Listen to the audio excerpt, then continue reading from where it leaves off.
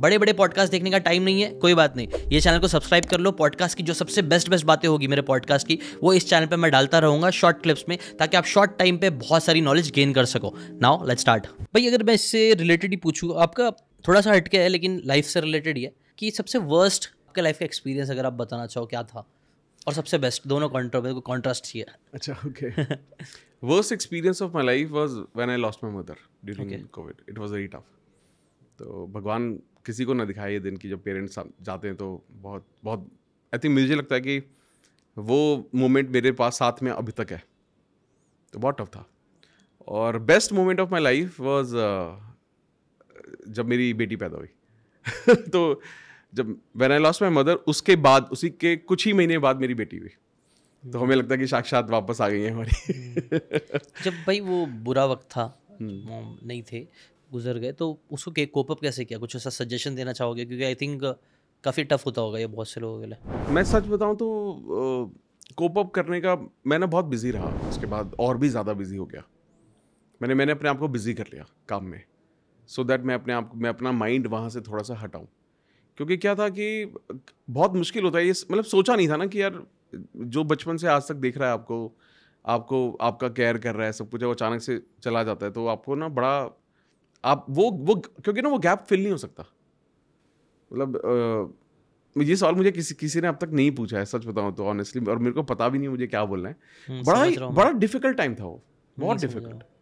क्योंकि ना वो आप सोच ही नहीं सकते कि यार माँ बाप कहाँ जाएंगे यार, कहाँ जाएंगे माँ बाप।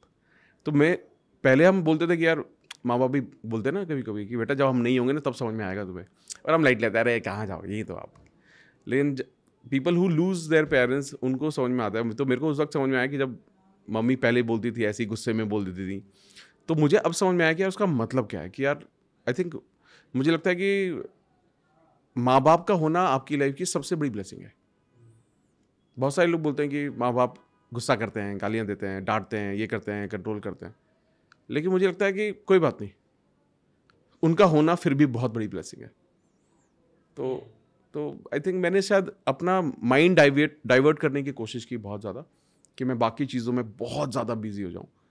बट फिर मेरे को बहुत सारी चीज़ें समझ में आती है कि यार फिर मेरी बेटी हो गई, तो मुझे लगा फिर तो मदर वापस आ गई मेरी तो फिर वहाँ से वापस ऐसा लगता है कि वो गैप तो नहीं फिल हुआ है, तो लेकिन ये लगता है कि हाँ चलो लाइफ फोकस करने के लिए कुछ और अच्छा मिल गया है। इंटरेस्टिंग सा। नहीं, गहरा सवाल था, अचानक से आ गया मतलब मैंने एक्सपेक्ट नहीं किया था आपका ये सब जवाब रहेगा, बट एक्चुअल में यही है। मुझे लगता है ना, हम लोग कई बार ना मटीरियलिस्टिक चीज़ों में हम इतने खो जाते हैं कि हमको ये वो, कई बार वर्स्ट पूछो तो कई बार होगा, और लोगों के दिल में होगा भी कि ये इतना पैसा लॉस हो गया, ये हो गया, वो हो गया। बट आई थिंक लाइफ सबसे इंपॉर्टेंट है, और जो हमारे पास है ना, कई बार हम उसकी कदर नहीं करते, जबकि वही सब कुछ है। जिसके पास पेरेंट्स, आई थिंक वो सबसे रिच वही है, सबसे रिच। एब्सोल्युटली। तो आपका देखो ना, आंसर भी दोनों लाइफ पे था, पैसा ये सब चीज़ें कुछ नहीं आया, दोनों लाइफ पे था। वर्स्ट भी क्या, एक लाइफ चलेगी जिससे मैं बहुत जुड़ा हुआ था, और एक लाइफ आई जिससे मैं भी जुड़ा हुआ हूँ।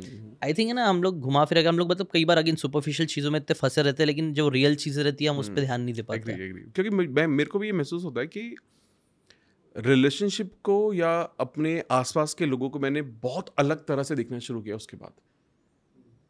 मतलब मैं नहीं बोलूँगा कि डर है मुझे अब, लेकिन अब ये मेरे को समझ में आ गया कि यार आपकी लाइफ में कौन कब तक है नहीं पता है, तो इसलिए टाइम वेस्ट मत करो, वैल्यू करो हर इंसान की, जो भी आपकी ज़िंदगी में, उनकी इज्जत करो, प्यार करो, वक्त बिताओ जितना हो सकता है, टाइम स्पेंड करो, बैलेंस लाओ लाइफ में। सिर्फ काम में मत लगे रहो, जो मैं करता था पहले, बहुत काम, मैं बहुत वर्कहॉलिक हूँ।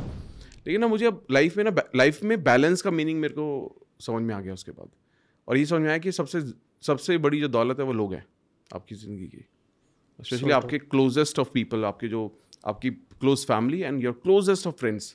ये कुछ लोग जो 10-12 लोग होते हैं, ये आपकी ज़िंदगी है बस।